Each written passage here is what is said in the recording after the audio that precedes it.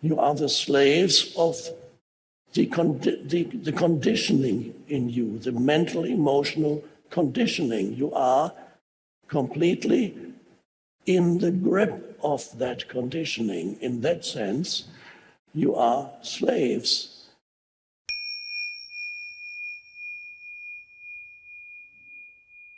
Unsatisfactoriness, always something not right, always something missing. That's a mild level of dukkha, a mild level of suffering, an underlying sense of unease, an underlying sense of something not right. I haven't arrived yet. I don't feel at home in this world. I don't feel at home in this moment. I need to get to some other moment. This is not the moment that was meant for me. There must be some other moment that is meant for me. I haven't made it yet. Funny expression in the English language. Making it. Making what? I don't know. Whatever narrative they have in their minds. I didn't make it, etc. So there's always that. A mild level of suffering is the underlying unease and an underlying anxiety. There's always some level of, sometimes it becomes more acute, and then it's not just a bit of anxiety in the background, nervousness, restlessness, and that at times it becomes more acute, and then it becomes actually fear or even panic.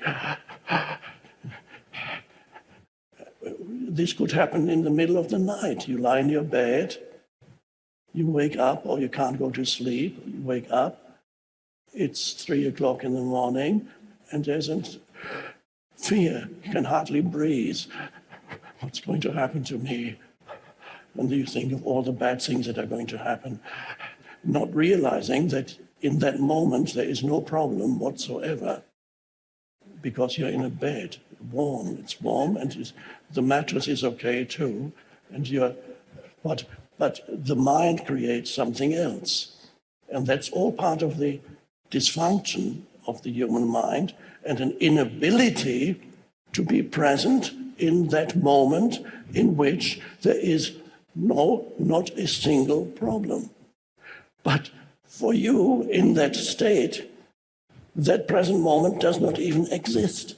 It is not acknowledged. It doesn't exist. It's not there. You are immersed in the problem-making, anxiety-inducing stream of continuous, incessant, compulsive thinking. And all your consciousness is absorbed in that stream of thinking. You can sometimes see it when you observe a person who is very much in that state.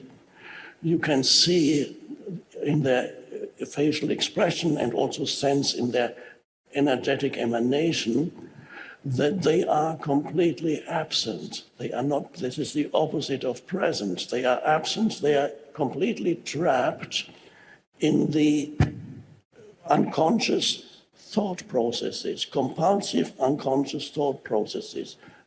So they look like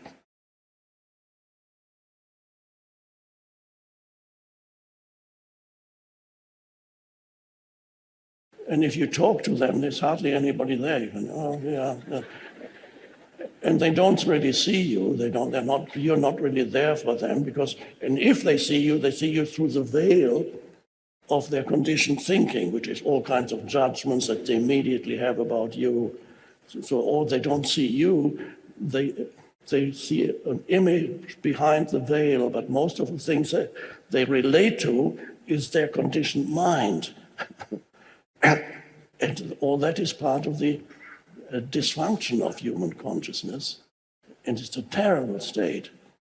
And so that's what the Buddha called dukkha. And of course, other traditions use other terms for it. Jesus talked about, said you are trapped in a state of sin, or he said you are the slaves of sin. No, sorry, at first he said to his disciples, he pointed out to his disciples the possibility of becoming free, of becoming liberated. And then his disciples said, "What are you talking about?" This is a paraphrase. I can't remember scripture. They said, "What are you talking about? Free? We are free already." And Jesus said, "No, you are the slaves of sin." Now, sin needs to be understood beyond the church context. Sin is that very dysfunction that we are talking about. As you may know, the original word that is used in the New Testament, which was written in ancient Greek, the original word for sin that was used in the Old Testament is the same word that is used for missing the mark. When in archery, you miss the mark, the arrow misses the mark.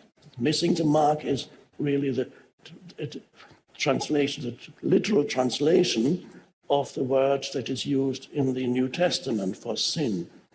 So what is that mark? Ultimately, it means missing the mark of human life, missing the very purpose of human life. So that's the deeper meaning of sin.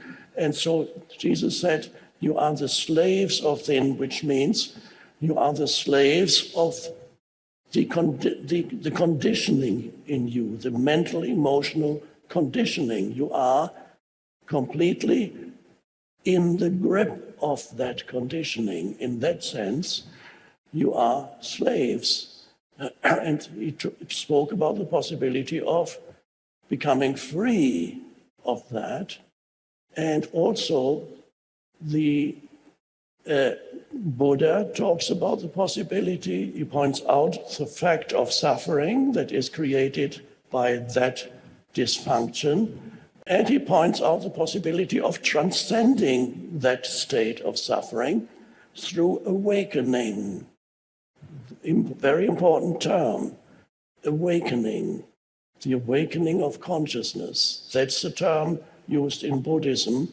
The word Buddha itself, as you probably know, means the one who is awake. Buddha wasn't his name. It's a title given to him, or he's supposed to have said when people asked him, "Who are you?" Then he said, "I'm Buddha," which at that time simply meant, I'm awake, that's all. I'm awake.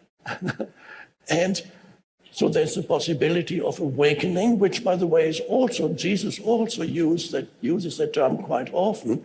There are parables in the New Testament about staying awake, of not going to sleep.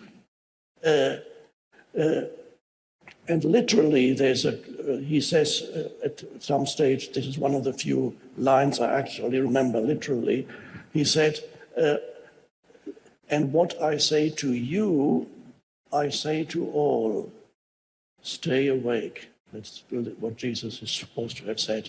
Many things that you read in the New Testament are kind of regurgitations and misunderstanding of what he actually did say, or even additions, but a few things are there that I can feel are genuine. That's what he actually said that. So he said, "What I say to you," that's his disciples, "I say to all, stay awake." So awakening is really what this is about.